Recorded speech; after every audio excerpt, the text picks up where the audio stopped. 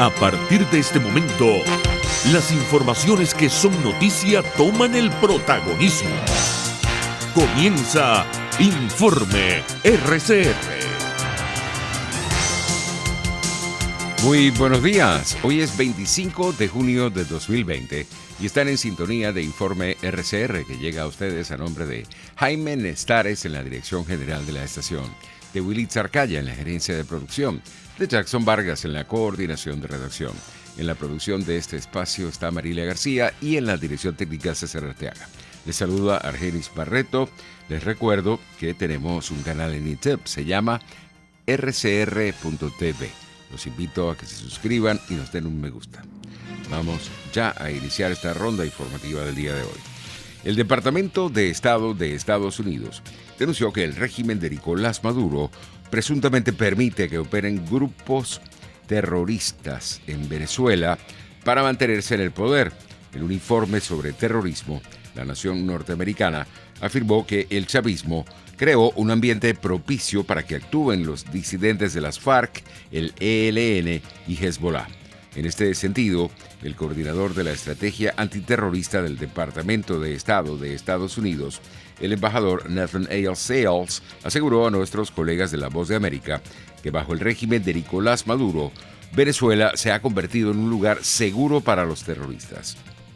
Varias organizaciones terroristas detestables tienen un puerto seguro para operar allí. Eso incluye grupos como el ELN, que el año pasado cometió un ataque terrorista mortal en una academia de policía en Bogotá, Colombia. También incluye disidentes asociados con las FARC, disidentes que rechazan los acuerdos de paz y están comprometidos en reanudar la violencia contra el pueblo colombiano y el Estado colombiano. Y también incluye simpatizantes de Hezbollah, organización terrorista respaldada por Irán.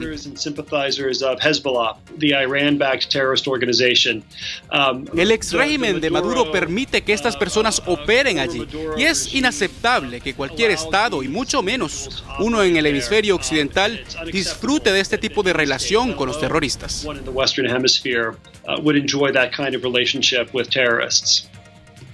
El embajador Nathan Sayles destacó igualmente la preocupación de Estados Unidos por cómo afecta esta situación a la región. Bueno, nos preocupa cómo el ex régimen de Maduro ha destruido la democracia en Venezuela y en el proceso también ha destruido la economía. Venezuela debería ser una parte vibrante de nuestra comunidad hemisférica, como lo fue en el pasado no muy lejano. Es realmente un testimonio de lo mal que primero Chávez y ahora Maduro han administrado la gobernanza y la economía. Venezuela, que posee algunos de los recursos petroleros más extensos del mundo, ahora se ve reducida a importar gasolina de Irán, el peor patrocinador estatal del terrorismo. Nuestra posición es clara. Maduro debe irse. La voluntad del pueblo venezolano debe ser respetada. La democracia y los mercados libres deben ser restaurados. Democracy and free markets must be restored. 9:07. En otras informaciones, tenemos que la vocera del régimen, Delcy Rodríguez, reportó que en las últimas 24 horas se han registrado en el país 155 nuevos casos de COVID-19 y 3 fallecidos por esta pandemia, para un total de 4.365 casos positivos y 38 fallecidos. Hubo reacciones en cuanto a este tema. Julio Castro, médico infectólogo y coordinador de la Comisión Científica del Gobierno Interino de Venezuela, aseguró que la pandemia del COVID-19 se está comportando en el país como se esperaba. Yo lo repito, en general que la epidemia se expanda, sobre todo que aumente el número de casos de forma rápida en esta segunda fase o fase exponencial, ha pasado en todos los países. Entonces, lo que diferencia a los buenos gobiernos de los malos gobiernos es cómo te comportas en este momento, ¿okay? Y eso implica transparencia, un número de pruebas que debes ir aumentando a medida que la necesidad sea así lo requiera. Y tercero, que de alguna manera vayas informando a la población, porque hay como dos grandes tipos de medidas que son las únicas que nos ayudan, porque ya le hemos explicado a la gente que no hay un tratamiento específico, que no hay vacuna. Aquí lo que quedan son las medidas que puede hacer, por una parte, la comunidad organizada o las personas, el uso de tapabocas, el distanciamiento de las personas, limitar el número de personas que se reúnen, lavarse las manos, que son las medidas personales, y la otra son las medidas comunitarias, pues, o las medidas que dependen de acciones o decisiones políticas, que son la cuarentena más estricta o menos estricta, o la flexibilización más estricta o menos estricta. Eso es lo más importante. No tenemos otras herramientas de combate al virus que esta, y eso tienes que hacerla en el escenario que va cambiando. El médico infectólogo Julio Castro lamentó que haya aumentado el número de trabajadores de la salud fallecidos en el país por la pandemia. Y lamentablemente, nos duele mucho decirlo, aparecen fallecidos colegas médicos porque están al frente del combate, porque son más vulnerables, porque no tienen el equipo de protección necesario. Eso de alguna manera conlleva a esta situación que tenemos ahora. Entonces, bueno, sabiendo lo que sabemos de cómo se comporta este virus, esto es algo que va a estar con nosotros por lo menos 6 meses o un año más. Esto implica cambios en nuestro estilo de vida drástico, porque si no, no nos vamos a poder adaptar a esta nueva situación. Y yo creo además que tenemos que, sobre todo, tener resiliencia, acostumbrar a nuestra mente y a nuestra actividad diaria de que esto es un fenómeno que va a estar con nosotros, y eso implica como cambios en nuestras rutinas, etcétera, etcétera, en las rutinas de los muchachos, en las rutinas de los que no están yendo al colegio, en las rutinas de nuestro propio trabajo, y es algo a lo cual tenemos que acostumbrar a nuestro cerebro a que eso pase. En más del panorama nacional tenemos que Oscar Mesa, director del Centro de Documentación y Análisis para los Trabajadores Senda, ratificó que se necesitaban más de 250 salarios mínimos para poder adquirir la canasta básica en mayo, la cual, según esta institución, superó los 100 millones de bolívares. Con ese salario de $2.05, que era lo que teníamos en el mes de mayo, ahora tenemos mucho menos de $2. No se puede hacerle frente a esa canasta básica, que en dólares, sin embargo, fíjate que está por debajo de lo que hemos reportado otras veces. Esos 100.185.353,82 significaban en mayo $513,77, de manera que incluso no alcanzaba los 600 o un poco más que en algunos otros meses hemos venido reportando. Pero por supuesto, con un salario de $2, súmale otro salario, o incluso en el mejor de los casos, algunos empleados del sector público pudieran tener un ingreso entre bonos y primas, etcétera, de entre $12 y $15, es la información que nosotros tenemos. Aún así le harían falta prácticamente $500 para poder cubrir el costo completo de la canasta básica familiar. A las 7:10 de la mañana de este jueves, Oscar Mesa explicó a través de RCR cuál es la proyección del costo de la canasta básica que el Senda está estimando para el mes de julio. Nosotros estamos viendo en este momento, estaba sacando esa cuenta, que en el mes de junio pudiéramos tener más bien una disminución de precios respecto, no es que no van a aumentar, sino respecto del mes de mayo. En mayo la canasta básica aumentó 24,9% en el mes con respecto al mes de abril, y 20,5% la canasta alimentaria, pero estamos viendo que hay precios que están bajando, algunos precios, los huevos, por ejemplo, la carne también está bajando, y probablemente en el mes de junio tengamos ese reflejo. Pero eso tiene que ver con el comportamiento del tipo de cambio. Nosotros llevamos un seguimiento diario del tipo de cambio. En el mes de mayo fue 12,3%, nosotros tuvimos 20,5% en el caso de los alimentos y 24,9%. En lo que va del mes de junio, el tipo de cambio ha aumentado solo 6,66%. Eso nos puede indicar a nosotros porque en los datos que ya hemos recogido hasta el día de ayer, que es lo que me transmitían gente del equipo que recoge los datos, me decían, bueno, y estamos viendo esto, los precios están bajando con respecto al mes de abril, y bueno, una explicación es que por supuesto en la medida en que se mantiene el tipo de cambio, en este caso repito apenas 6,66% cuando ya llevamos prácticamente consumido al mes, quiere decir que probablemente en el mes de junio tengamos una disminución de precios, de la velocidad de aumento de los precios respecto a la que tuvimos en el mes de mayo. A las 7:10 de la mañana de este jueves, Oscar Mesa explicó a través de RCR cuál es la proyección del costo de la canasta básica que el Senda está estimando para el mes de julio. Por su parte, Armando Chacín, presidente de la Federación de Ganaderos de Venezuela, FEDENAGA, enfatizó que este sector no escapa a la escalada de la inflación. A nosotros, al igual que cualquier ama de casa, las estructuras de costos no las tenemos contempladas. Nosotros podemos decir que un productor agropecuario puede estar por debajo de más del 40 o el 50% de su necesidad económica para poder impulsar pues nuevamente proyectos importantes que puedan acrecentar la producción de leche y la producción de carne en el país. Ahora bien, entendemos perfectamente la necesidad que tiene el ciudadano consumidor venezolano, una canasta que acabamos de oír que está alrededor entre 200 y 300 dólares, contra 4 o 5 dólares que es el sueldo mínimo de Venezuela. Imposible que se pueda de alguna forma cubrir ese gasto, excepto que que la mano de Dios actúe sobre eso, y yo creo que no hay más nada. Ahora bien, tenemos claro, los productores agropecuarios y los consumidores deben de tenerlo muy claro, que el esfuerzo que hacen los sectores productivos del país, ni siquiera nosotros no llegamos ni siquiera en este momento, que fue un precio que se acordó en el gobierno de alrededor de $1, ni siquiera todavía en este momento los productores agropecuarios están cobrando ese dólar por el poder adquisitivo que tienen, el bajo poder adquisitivo que tienen los ciudadanos consumidores venezolanos. El presidente de FEDENAGA, Armando Chacín, destacó igualmente cómo está afectando el incremento del precio del dólar la compra de sus insumos. Ya incluyendo también la gasolina, dolarizados, inclusive a precios más altos que la gasolina en otros países o precios internacionales.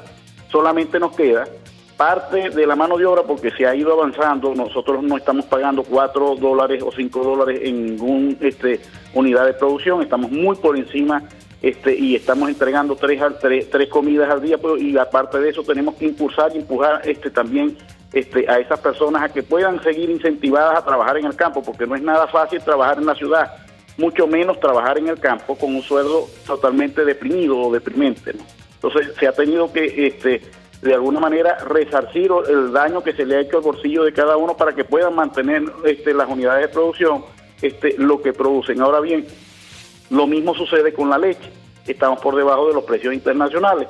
Por eso es que no vemos gran cantidad de leche que viene a inundar los mercados. Ahora, y en más del panorama noticioso nacional, tenemos que en el siguiente reporte nuestros colegas de La Voz de América nos presentan en qué estado está la disputa que mantiene nuestro país con Guyana por el territorio Esequibo. Venezuela y Guyana tienen una controversia de más de un siglo sobre la zona conocida como el Esequibo, un territorio de 159.000 kilómetros rico en recursos minerales. La Cancillería en disputa y la Asamblea Nacional de mayoría opositora coinciden en no reconocer la jurisdicción de la Corte Internacional de Justicia para dirimir el asunto. Sin embargo, este analista sostiene que lo conveniente hubiera sido presentarse a la cita del 30 de junio y allí rechazar la autoridad de la Corte. Es un error el hecho de no asistir y no hacer ese descargo de argumentos, que creo que debería ser muy provechoso a razón de que se sienta la presencia venezolana. Advierte que al dejar ese espacio vacío, Guyana tiene mayor oportunidad de defenderse. Y además que existen unos intereses colaterales muy importantes y muy de peso en todo esto, porque está todo lo que tiene que ver con la explotación petrolera, que para Guyana es sumamente significativo. Desde 2015, Guyana ha permitido exploraciones petroleras en la zona en reclamación, a pesar de las quejas de Venezuela. Precisamente por esta actividad, el Fondo Monetario Internacional proyectó que su economía crecería un 86% en 2020. Guyana, en principio, reconoce la Corte Internacional de Justicia para este caso. De hecho, ha sido su aspiración histórica desde 1966, no lo ha negado. Y, por supuesto, se presentará y tratará en lo posible de dar continuidad a este caso porque necesita, de alguna forma, garantizar los derechos jurídicos de las empresas transnacionales que operan principalmente en el espacio marítimo. En 1966, Venezuela y Guyana firmaron el Acuerdo de Ginebra, que permitía la mediación de Naciones Unidas para una solución pacífica al conflicto. Sin embargo, en 2018 la ONU dio por terminada su actuación y esto fue lo que dio pie a que Guyana presentara el caso ante la Corte Internacional de Justicia. Adriana Núñez Rabascal, Voz de América, Caracas. 9:19. Advierten mala aplicación de las normas en el caso de la abogada Eva Sofía Leal, que será presentada hoy en un tribunal militar. Expertos en materia penal y representantes de organizaciones no gubernamentales de derechos humanos alertan que la asignación de un despacho penal de este tipo para su posible imputación es una mala aplicación de la norma establecida en el artículo 261 de la Constitución. Los informantes detallan que la irregularidad se presenta porque ahora a la justicia militar se fundamenta bajo la coyuntura de que estamos en estado de excepción y cuarentena debido a la pandemia. Indican que la Guardia Nacional Bolivariana, que detuvo a la abogada, se le debería realizar una investigación debido a que a la hora de la aprehensión no había flagrancia cometida por la abogada. Los informantes también detallan que detuvo a la abogada, a ella se le debería realizar una investigación debido a que a la hora de la aprehensión no había flagrancia. María de los Ángeles Palmera, primer teniente de la Guardia Nacional, es el nombre de la funcionaria que detuvo a la abogada Eva Sofía Leal. La militar no está detenida ni tampoco existe una orden de tribunales para que se efectúe su captura. 9:20. El ingeniero opositor Enzo Franchini será extraditado a Venezuela según el veredicto de la Audiencia Nacional de España. En 2017, el chavismo acusó a Franchini, que también tiene nacionalidad italiana, de ser el asesino de un joven. Este último murió en las protestas después de una disputa callejera de la víctima con bandas enemigas de parqueros. Tras la acusación por parte de la Tolda Roja, el ingeniero opositor se fue a vivir a España hasta que el verano pasado emitieron una orden de detención internacional y fue arrestado por la Policía Nacional de ese país. Franchini se encargaban de recoger con su moto a los heridos para que no respiraran el gas lacrimógeno o por si necesitaban alguna intervención urgente, dice el medio español La Razón. El Instituto Nacional de Meteorología e Hidrología INAME informó en su reporte del día que la onda tropical número 13 causará precipitaciones en los llanos centrales y occidentales en nororiente, Amazonas, Bolívar y el Esequibo. No se descartan lluvias en Zulia, Andes y centro norte costero. En el resto del territorio, el organismo indicó que hay probabilidades altas de nubosidad, pero baja de precipitaciones.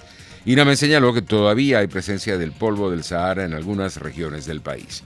Son las 9:22, vamos a publicidad y regresamos. Usted escucha Informe RCR por su 750 AM. Puedes seguirnos en nuestras redes sociales. En Twitter, @RCR750, la radio que se ve. Dosis Alternativas, una ventana abierta donde usted hallará respuestas a diversos temas de salud que nos preocupan. La distensión abdominal, muchas personas lo plantean como una enfermedad. Sin embargo, la distensión abdominal, más que una enfermedad o una condición, es un síntoma y es un motivo de consulta sumamente frecuente entre los pacientes que van al gastroenterólogo o que vienen a la consulta de gastroenterología. Dosis Alternativa les hace llegar de una manera sencilla y amena la orientación de profesionales que necesita para comprender y manejar correctamente situaciones de nuestro día a día. Los resultados del laboratorio tienen que ser interpretados con la clínica del paciente. Si bien es cierto, siempre es bueno hacerse exámenes médicos por lo menos una vez al año, también es bueno hacerse también la evaluación clínica, no solo hacerse el examen de laboratorio, sino también ir al médico internista, hacerse un chequeo general anual. Dosis Alternativa con Marilia García y Jackson Vargas, de lunes a viernes a las 9:30 de la mañana, solo por RCR y rcr.tv, la radio que se ve. Les estamos presentando Informe RCR, el compacto informativo de esta hora, solo por RCR 750 AM.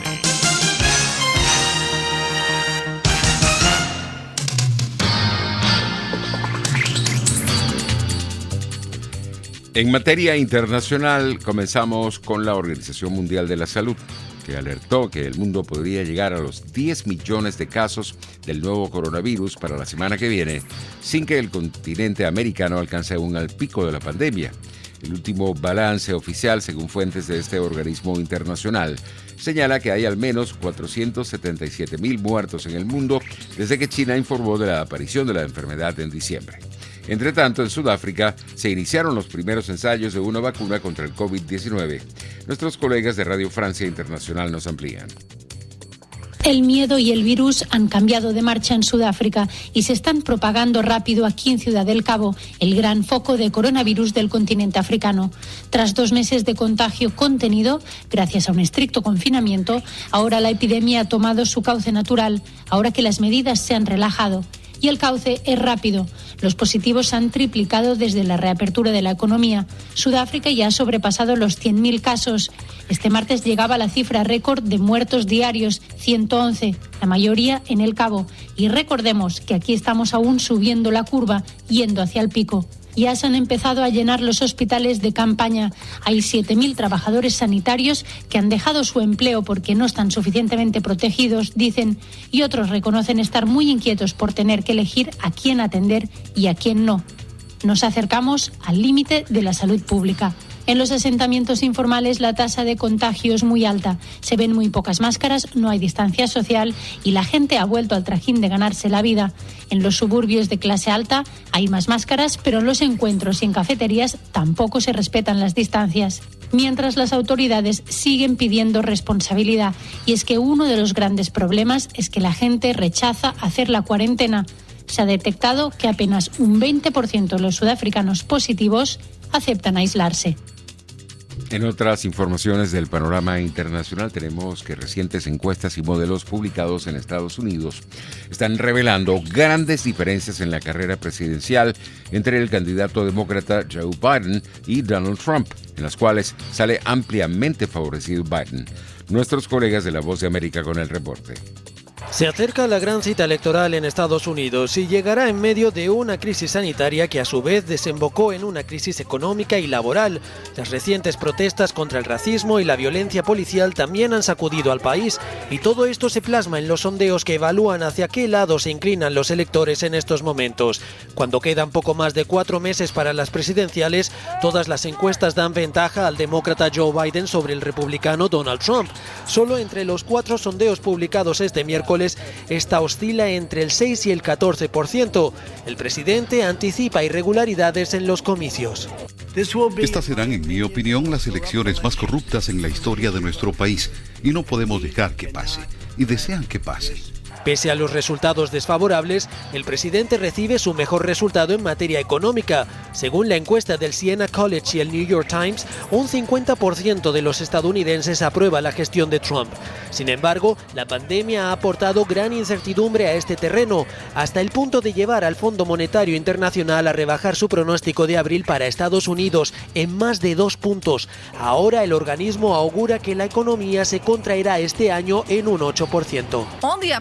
En el caso positivo, mejores noticias sobre vacunas y tratamientos y más políticas de apoyo podrían acelerar la recuperación. En el caso negativo, nuevas olas de infecciones podrían revertir el gasto al alza y rápidamente crear condiciones financieras que lleven a una crisis de deuda. En las presidenciales de 2016, todos los sondeos auguraban erróneamente una victoria de la demócrata Hillary Clinton. Sin embargo, ahora los encuestadores aseguran que el fenómeno Trump ya no es nuevo y esperan redimirse de los errores de aquellos comicios.